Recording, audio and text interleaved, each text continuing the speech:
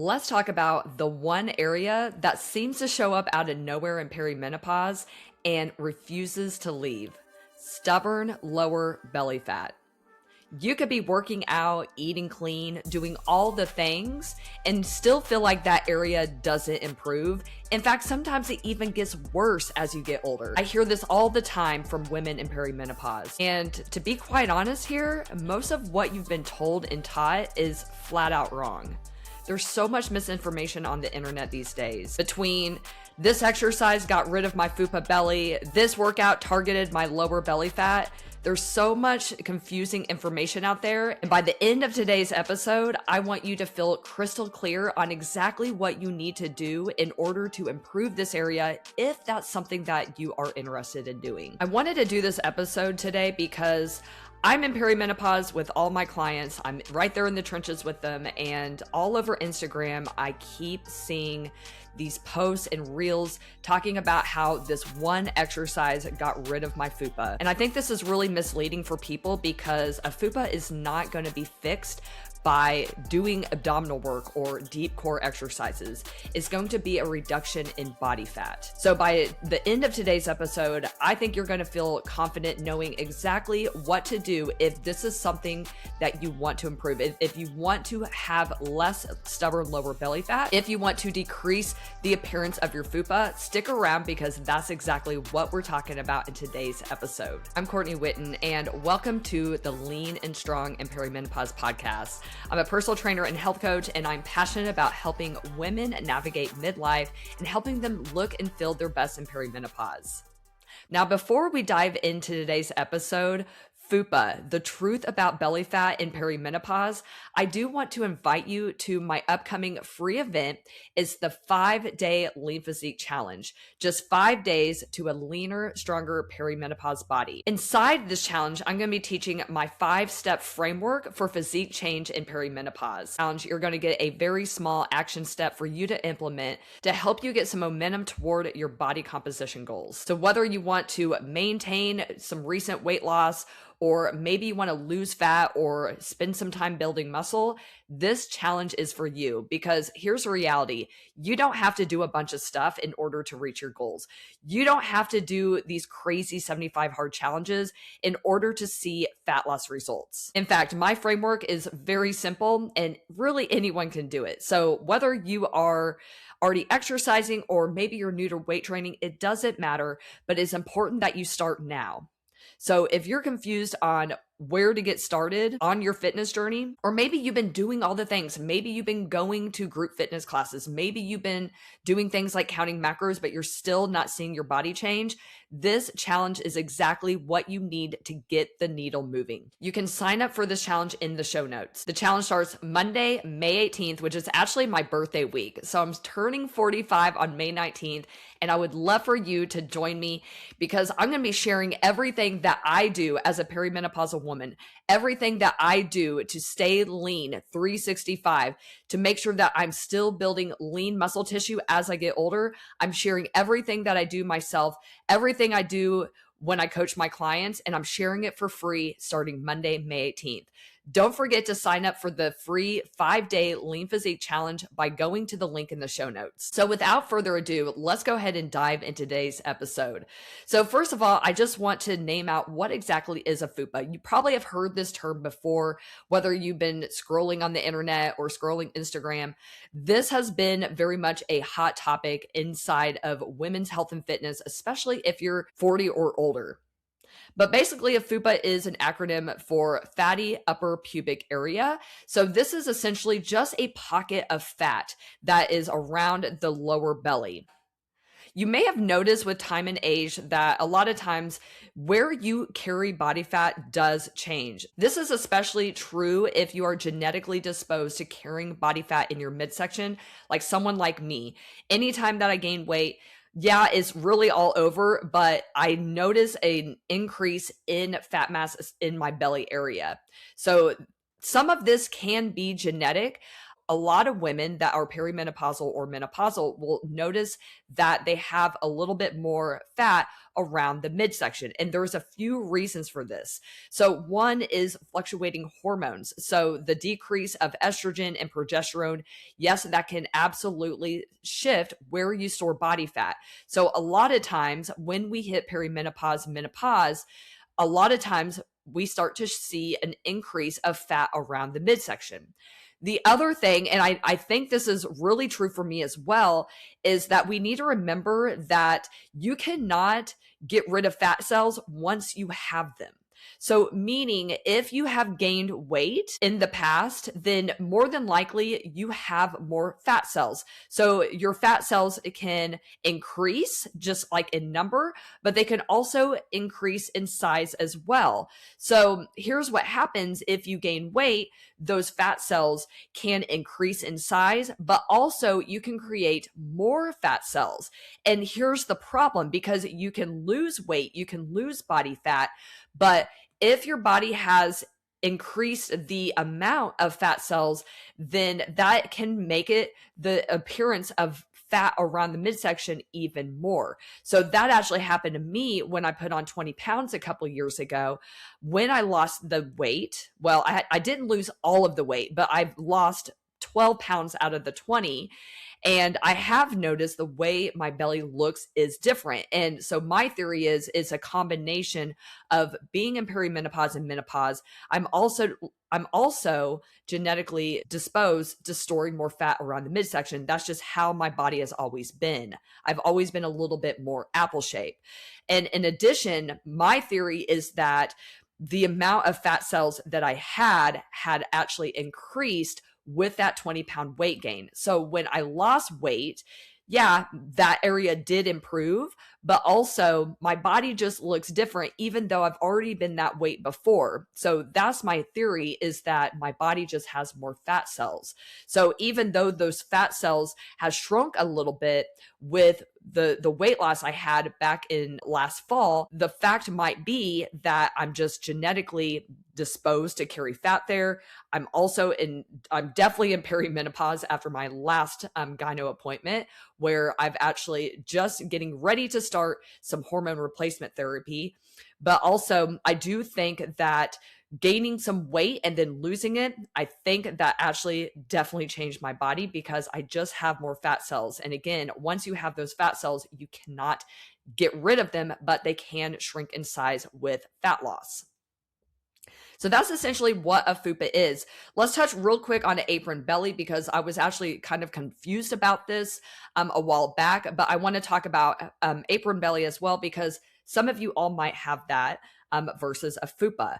So an apron belly is lower belly fat, but it sometimes can be a combination of fat and also loose skin. So if you've lost a lot of weight in the past, you might have belly fat and also skin that hangs over your lower abdominals. So this kind of looks like an overhang, if you will. So we have a fupa that is essentially just a pocket of fat around the lower abdominals, or it might be a combination of fat and skin, which can be a result of large weight loss. So whether you have a fupa or an apron belly, I want you to first of all know that neither of these means that there's anything wrong with you. And it doesn't mean that you're doing anything wrong, because a lot of having a fupa and having an apron belly is really not preventable, because aging is inevitable. And so if you are genetically disposed to carrying more weight in your midsection, then yeah, you're just going to have a harder time. But please don't click off yet, because I do want to let you know there is some ways that you can absolutely improve this area if that is what you want to do. So I just want to be clear here that you're not doing anything wrong and there's nothing wrong with you. Having a fupa is actually very, very normal. And I definitely want to normalize that, yes, you can actually be lean and still have stubborn belly fat. I do think that it is kind of part of being a woman, but I don't want you to feel disempowered, because there is things that you can do to reduce the appearance, to lose body fat, to improve that area, to get your belly more flat. So I don't want this to become like I'm stuck, like there's nothing I can do about it, because that is not true. there is things with your lifestyle that you can change and shift so that way you get the results that you want. So next I want to dive into why spot reduction doesn't work. So earlier we talked about all the influencers on Instagram. Like, all you have to do is go to the Reels tab and start scrolling, and you start seeing it all over the place. There's so many accounts with huge amounts of followers that are talking about deep core work, this one exercise reduced my fupa. But the reality is that if these people don't have fupas and they're claiming that those exercises are working, they actually don't have that problem in the first place. They probably don't have a fupa. They're probably young enough to where they are not dealing with that yet, or they are just not apple shaped. They are not genetically disposed to gaining weight around the midsection. So whatever the case may be, a lot of times when I see these influencers, and yeah, they might be ripped, yeah, they're not perimenopausal yet. So I'm not going to take fucking advice for someone who is not struggling with that, who doesn't have it, and also someone who is actually spreading misinformation, because that is misinformation. You do not get rid of a fupa by doing more core work. And in fact, that can actually build muscle around your waist, creating a more bulky shape. But the way to get rid of a fupa or to reduce the appearance of it isn't by doing core work. Now, core work can absolutely help your posture. It can help strengthen your core. It can actually help you with core control. So that is one thing I do want to point out, doing things like vacuums. And yes, deep core work can absolutely help you keep your abdominals more engaged, and that's going to help you have a more leaner look. It's going to help you keep your abdominals in. It's going to help you keep them engaged, so that way your abs are not like splaying out, if that makes any sense. So it's not going to get rid of it, but it could reduce the appearance of the fupa. It can give you an illusion of having a flatter stomach. So I don't want to discount ab work, but what I am saying is that that is not how you get rid of it. Okay. Facts, 100% facts. There is no way that you can spot reduce. You cannot lose fat from one area in particular. You really just have to have nature do its thing. And unfortunately, I am going to be very clear here that your most stubborn place that you store fat is going to be the most stubborn to get rid of, and it's going to be the last one to get rid of. So I know for someone like me, honestly, I'm going to have to be like stage lean to get rid of my fupa. I would have to be at an unhealthy body fat percentage and weight in order to achieve that. So I think a lot of this, ladies, is going in with dismantling like these crazy expectations. Like, we look at people, and sometimes there's people in perimenopause and menopause that are walking around ripped, but also they are not genetically disposed to having fat around the midsection. I follow plenty of people that are perimenopausal, menopausal, that are walking around with a six pack, but also, again, they are not genetically disposed to this. In addition, we have to realize that these are fitness instructors. These are personal trainers. These are people like me that actually do have time. But a lot of these people, they do not have as crazy as a schedule as you do. So we have to normalize that. A lot of us do not have time to do weightlifting and cardio every single day. A lot of us do not have time to walk 20K steps a day. A lot of us do not have time to meal prep and do all of these things. So we have to remember that sometimes we see these bodies online and they act like it's super doable to achieve that physique. But if we would actually pull back the curtain and take a look at their life, sometimes these people are struggling with eating disorders. Sometimes these people are chronic dieting. Sometimes these people are over exercising. So I want to normalize that a lot, because there is a lot of influencers on Instagram that are saying like, hey, this is actually doable. Like, hey, all it takes is doing these core workouts. That's bullshit. Like, trying to stay super lean and trying to have a six pack in menopause is actually, for most of us, is not going to be realistic. So unless you have super awesome genetics, unless you're one of those unicorns that doesn't have this hormonal shift of belly fat, honestly, I think it's like more normal to have somewhat of a fupa. I do, even if you are lean. So for me personally, I had to shift my expectations and realize like I could have a very flat stomach, but I'm not willing to drop my body fat super low so it fucks up my hormones and my energy. I also know that's terrible for my metabolism. I have already been through all of that before, and that's the last thing I want to fucking do is chronic diet, so that way I have to drop my calories low and I'm like sustaining off of 1,400 calories again. Like, I'm just not willing to do that. So we have to kind of go in with shifting our expectations and realize that we're not seeing everything that a lot of these coaches are doing. They are not sharing everything. Okay. Like I said, some of these people are disordered as fuck. So I think for me, I'm hoping that's helpful, that, hey, I just kind of have to like shift my expectations. I can be lean, I can look good, and I can kind of like do things like wear high-waisted leggings to hide my fupa. There's also posing that we can do. And also, again, core work, posture work, to where we can reduce that appearance. But I'm going to tell you right now, what you're seeing on the internet right now that is running rampant all over Instagram, all over TikTok, this one exercise changed my fupa? Absolutely fucking not. Here's how you get rid of a fupa. This is how you get rid of stubborn belly fat. You have to lose overall body fat. And again, you're not going to be able to pick where that is actually coming from. Okay. I know that's the sad reality, but I will say even a 12-pound weight loss, I wouldn't say it's dramatic, but it's noticeable. Like, I do feel more confident. I just have to manage my expectation that, hey, like, I could lose 5 pounds and look a little bit more leaner. But, you know, I think for a lot of us, we just have to find that body fat percentage that we can actually maintain without having to like uproot our lives, without having to do cardio and weight training in the same day, without always cutting our calories. It is very much a mindset shift. And honestly, if you are struggling with your mindset with things like this, like if you're beating yourself up over having a fupa, or you're struggling with fat loss, honestly, working with a coach is one of the best things that you can do, because I've been talking a lot about this on my Instagram page about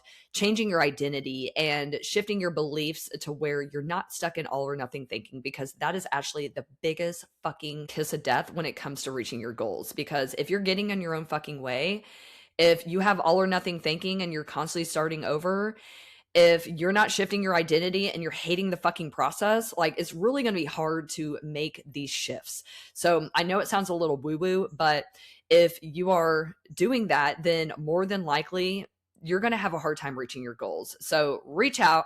I'm going to drop my email address if you want to inquire about one-on-one coaching that I actually have a free 2-week trial on. Send me an email. I would love to chat with you, and no pressure. We can just have a conversation and see where you're at now, and see if we can together bridge that gap to where you are now to where you want to be.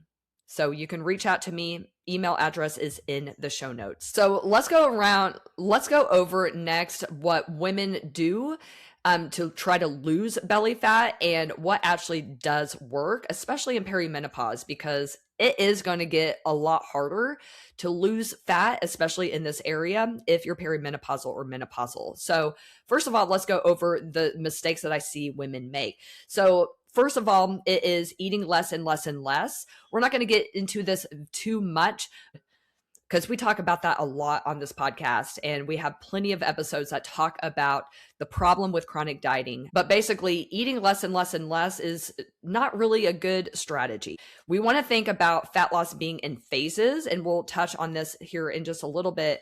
But we don't always want to be in fat loss mode. And in fact, if you're always in fat loss mode, but nothing is working, you're probably not ready for fat loss. So this is what I suggest doing. Go into Lean and Strong and Perimenopause podcast and check out my perimenopause fat loss checklist. I did this last August, and during this episode, I share with you 4 skills that you need to have in place before entering a fat loss phase, so that way you can get in and get the fuck out. But basically, eating low calorie 365 is not a lifestyle like everyone says on the internet. It's actually supposed to be a phase. You're not always supposed to be in fat loss mode. If you are doing this, this can lead to metabolic rate declining. So meaning you're going to have to lower your calories even more to lose weight. It can also decrease your muscle mass. It can decrease your energy. So this is really just a shitstorm to not being consistent. And we need consistency in perimenopause. We need to be lifting weights on a consistent basis. We need to be moving and physically active, getting our steps in every single day. We need to be doing things like that. And it's hard to be consistent with these things like eating in a calorie deficit, hitting your workouts, hitting your steps, whenever you're not giving your body enough fucking energy to perform well. So it's not the best strategy to just diet. We do need to have things like breaks, and we also need to have times at maintenance so that way we can focus on building skills and also building muscle. This is how you're actually going to change your physique. You're not going to change your physique by just losing weight. You're going to change your physique by building muscle and losing fat. And you have to have that muscle build in there at some point. Otherwise, you're just going to lose weight and you're not going to look toned at all. You're not going to have any shape to your body and you're not going to be happy with the results. The other thing that I see women do to try to fix stubborn belly fat or fupa or apron belly is to increase cardio. And cardio can help because it can help you with calorie expenditure. It can help you get a little more bang for your buck for creating a calorie deficit. So I do think that it is a great tool to use, but I see it used too much. I understand because I used to believe that this was the way to fat loss as well, because I would get sweaty. I would burn a lot of calories. It's made sense, right? Like I'm sweating a lot, like I'm burning calories. My heart rate is up. That seems like that high effort would yield loss of body fat. But the problem is that if we're doing a lot of this, you're probably going to be interfering with your building of muscle. And again, that is what's going to help you look good when you lose weight. So we want to make sure that we are doing everything we can to protect our muscle mass, because it is hard as we get older. It is hard when we're perimenopausal and menopausal to not only build more muscle, but it's also hard to actually maintain what we have. So if we're always in a calorie deficit, if we're always doing a lot of cardio and HIIT, that can absolutely interfere with muscle building. And not to mention, a lot of cardio can actually increase your appetite because it burns a lot of calories. So I see this a lot. Not everyone, but I do see that some women, if they're doing a lot of these cardio and HIIT workouts, that is increasing their hunger. So they might burn a lot of calories in a workout, but then they get the munchies later and then they're outdoing their deficit because they're ravished. So that's something that I want to point out. It's not true for everyone, but it can happen. The other mistake I see women make when it comes to trying to get rid of body fat or belly fat is avoiding carbs. So I used to do a low carb diet. I actually enjoyed it for a couple of years. There was some good benefits to it, but now that I'm doing a high carb approach, I've shifted to doing like 5 to 10% of my calories coming from carbs to 40. So I did this slowly, but I actually feel really good right now. I'm seeing more muscle tone. I'm lifting heavier, even though I've been lifting for like 20 years. I also have more energy and I am seeing a little bit of muscle growth. I'm eating at maintenance right now. And by doing 40% carb, by prioritizing those carbohydrates and not being scared of them, I'm actually recovering better. I'm feeling better. I have more energy and I'm seeing more muscle growth than I ever did on low carb. So a lot of people think that low carb diets are like the magic bullet when it comes to fat loss, but really you're still just creating a calorie deficit. One thing I did like about low carb was that it did help me with hunger and cravings. I did feel very satisfied on a keto diet. But at the end of the day, it really does come down to calories in, calories out. So it doesn't necessarily guarantee weight loss. I actually think that avoiding carbs is more detrimental than helpful. Obviously, that's just going to depend on the person. If you have type 2 diabetes, you might want to do some kind of low carb approach, but I also don't think it's necessary. A lot of times you just have to make sure that you're eating carbs with protein and fat, and also making sure that you are eating healthy carbs that are not going to spike your blood sugar as much. So for most women, I actually think that higher carb or even moderate carb is really going to be best because you're going to have more energy. You're going to more than likely recover better and be able to lift heavier. And that's going to just translate to more muscle growth. So unfortunately, just dieting all the time, more cardio, avoiding carbs, all of these things can lead to muscle loss, looking skinny fat, slow metabolism, which trust me on this, you do not want that. And what's really frustrating, no body change. So you could be doing all of these things. And trust me, I've been there before. I've done all of these things I just listed off. And when my body didn't change and I felt like I was like doing all the things, I just got really frustrated. And all that made me feel like was that I was fucking broken. So what we do want to do is actually improve body comp. This is the only way to less body fat.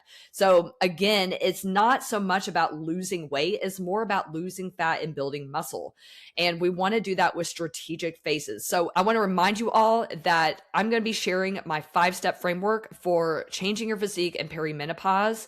And one of the things that we do, we have strategic phases. So inside Lean Physique, which is my one-on-one coaching membership for women, we do phases with our fat loss, with our maintenance, with our muscle building. This is really, really important because again, if we're always dieting, we're not going to see muscle growth. We're going to slow our metabolism. So what we want to do is be strategic with our nutrition, have sometimes eating at maintenance, essentially what we need in order to maintain our current body weight, and then having sometimes in a fat loss phase where we're eating in a deficit. But for a lot of women, and I don't want this to sound overwhelming, but I also want to say this because I think this might help some of you all manage your expectations, okay? So fat loss isn't generally like you lose weight and then you're done for the rest of your life. First of all, the problem isn't losing weight for most people. The problem is actually keeping it off. I see it all the time. Women will lose weight, whether it's naturally or with the help of a GLP-1. And if they're not prepared, if they don't really know what to do after the diet, if they don't have a plan, then I see it all the time, the weight comes back. And sometimes even more weight will come on. So it's very much a skill, and it's not anything that you either have or you don't. It's absolutely a skill. And unfortunately, there's so many coaches that don't even fucking teach this.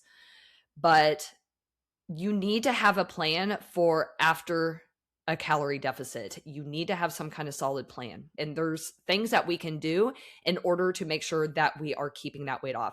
So for example, I finished my fat loss phase almost 5 months ago. Okay. So I started my reverse diet back in November, like right before Thanksgiving. I actually started my reverse diet the week of Thanksgiving, which that was actually awesome. I will do that again, 100%.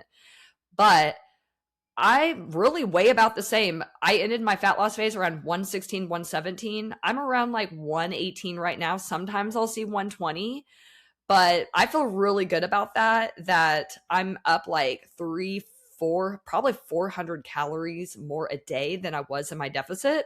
And I feel great. And I'm staying lean. I haven't gained a bunch of weight back. Like I might have gained like 2 pounds back, but I feel really good. And the great thing is that my weight has barely changed and I'm eating a lot more. So that's really, really important. And I want to explain this because you don't want to just do one and done. Like you need to have, more than likely, you're probably going to have more than one fat loss phase. So I know for me, I'm at where I want to be, but maybe once a year I might do like a mini cut or just like a 3 or 4 month cut. I might do that once a year, maybe, but for the most part, I just live in maintenance. So I want you all to just kind of normalize that it's not one and done for most of us. Most of us need to have some times of stopping a calorie deficit, increasing calories to maintenance, focus on staying at maintenance where you can build more muscle. That way you can go back into your fat loss phase after you put on some more muscle mass. But for most of us, especially y'all that have been lifting for a long time, especially if you're somewhat lean, so say that you've already lost weight, you're going to start running into this problem of you're not going to be able to build muscle and lose fat at the same time.